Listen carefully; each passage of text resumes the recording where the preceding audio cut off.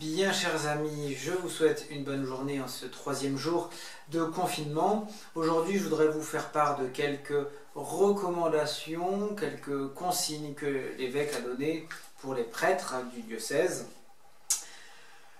Alors, en ce qui concerne donc les mariages et les baptêmes, eh bien, ils sont reportés.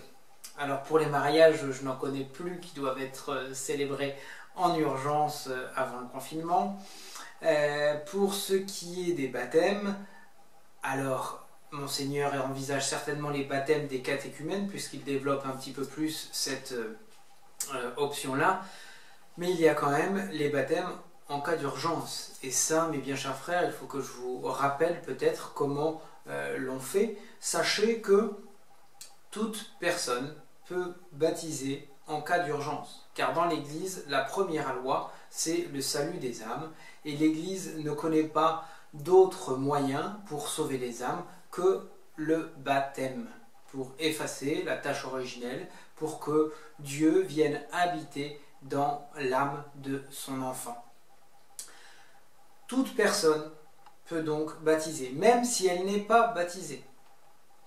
Alors comment faire? Eh bien tout simplement, il vous faut de l'eau dans un récipient que vous aurez à verser, alors en général sur la tête de la personne que vous baptisez, et tout en versant l'eau, vous dites les paroles, alors son prénom de baptême, et je te baptise au nom du Père et du Fils et du Saint-Esprit, en versant l'eau.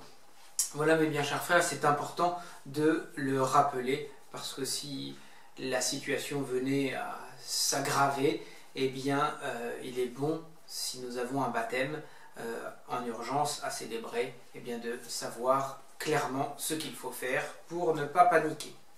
Ensuite, Monseigneur donne une autre consigne en ce qui concerne les communions aux malades ou le sacrement des malades. Il dit que les prêtres ne peuvent les porter qu'en cas d'urgence. Voilà. A priori, cela veut dire si la situation est grave, mais vous pouvez être certain que si vous nous appelez pour une telle situation, eh bien, nous nous rendrons auprès de vous, l'abbé Télisson ou moi-même, pour s'occuper de vous. Vous êtes nos enfants et nous prenons soin de vous.